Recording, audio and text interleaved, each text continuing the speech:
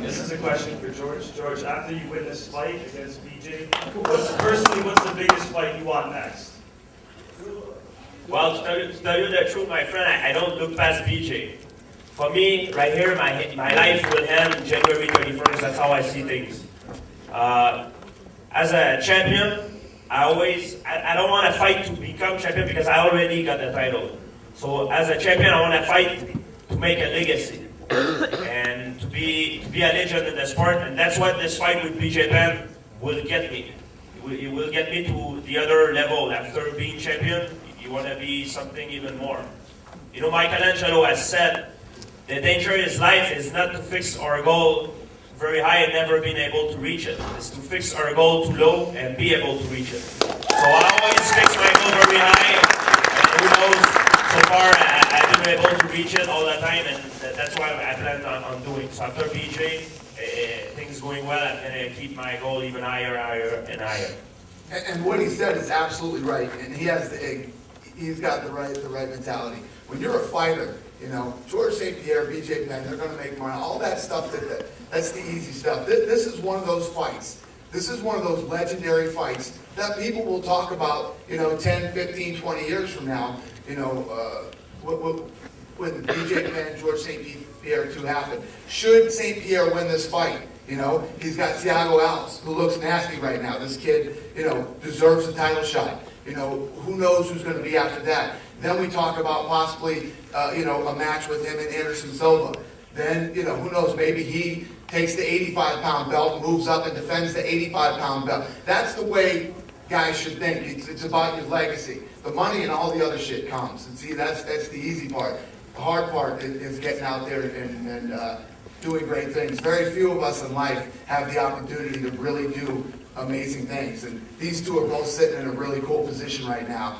He could go on to do the things that I just mentioned. He could be the only guy in history to hold 2 belts and defend them both. It's pretty amazing.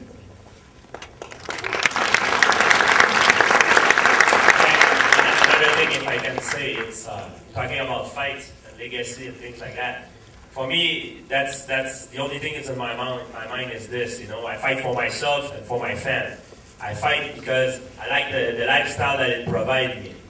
I don't think about the money. Of course, the money is there. But if you go back a couple of years ago, I was at school studying. I was working three jobs at the same time at the beginning of my career. And I was a student at school. So I didn't have the money, but I kept doing it because I love it. And I had very high goals. And now, so far, that's the same thing. I just keep doing what I love to do, and things are going well. So that's awesome. I have a question for Dana White up here. Dana, to your right, you're right. Yeah, over here. Yeah, I got you. First off, just like everybody else, I just want to thank you guys for coming. You guys are amazing. I'm so happy you guys came. George, I saw you in 83. Awesome. What's the question? I just wanted to say basically, I'm young, I'm energetic, I have so many ideas, I have so much passion, so much energy, so much enthusiasm, loyalty. You said you don't want to be in the Tito Ortiz business. I would love to be in the Dana White business. What's a guy got to do to get a job for the UFC? That's the most asked question I get every day. Honestly, what you do is you send your resume to info@ufc.com.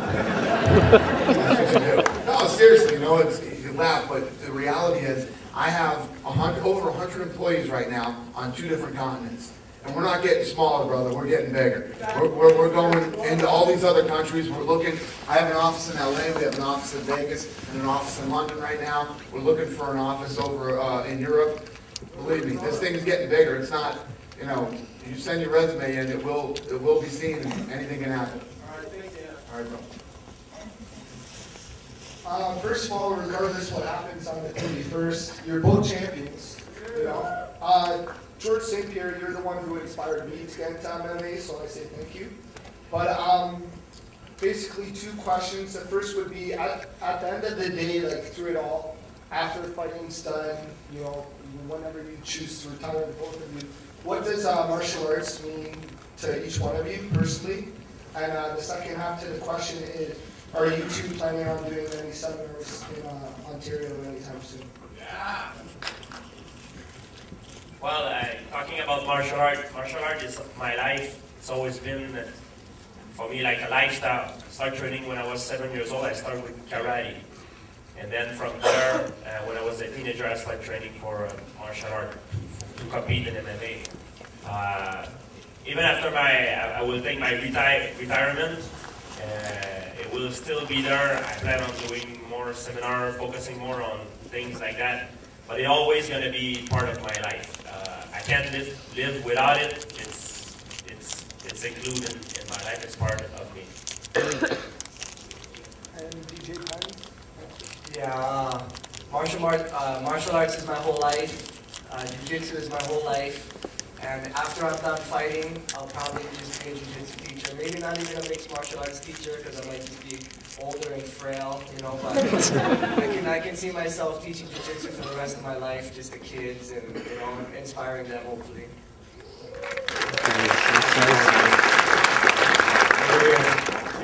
Hey, buddy. You know, you mentioned Vince McMahon earlier. My understanding is that you have a lot of respect for the WWE, the way they promote their, they promote their product. It's totally fake. They have a lot of viewers, stuff like that. I was reading recently that Vince McMahon had actually tried to take Mike Goldberg, like your commentator, and actually tried to do some like backhanded shysty things. Is there any truth to those rumors, and how do you see yourself as being in competition with them, if at all? I've said many times I have a lot of respect for what Vince McMahon has done with the WWE. I'm not a WWE fan, I don't get it. You know? Yeah. But lots of people do, and lots of people watch it. And realistically, that guy has single-handedly created the pay-per-view business. He really has. It's amazing what he's done and how he continues to do well with that company. I've met with him many times. Always, he's always been a good guy. Yes, he did try to steal Mike Goldberg. I've had more people try to attack me in every way, shape, and form over the last 9 years. We were able to hold on to Goldie, and he didn't go to the WWE. But I have respect for them and their business and what they do. I don't think that we compete with each other. You know, people who watch the WWE like soap operas, and people that like UFC like real fights. When we first bought the company, we thought there might be, we might share some of the same fans, but we don't. We found out that our fans are boxing guys who like real fights. And girls. Girls. How's it going, Dana? Over here. Yeah. Over here. I just want to say I can't wait for the fight. Both of you guys are awesome fighters. I just can't wait to see it. I'm just so stoked for it. You guys are both sick. But Dana, the question for you. I want to know for UFC 100. I know it's kind of in the future, but do you have any like super show planned for that, or what's the deal? Well, people ask me all the time about that too, about UFC 100. We have so many fights going on right now. I can't even think about 100 yet. But we always try to put on great fights and do things. We'll do something special for 100. I don't know yet, but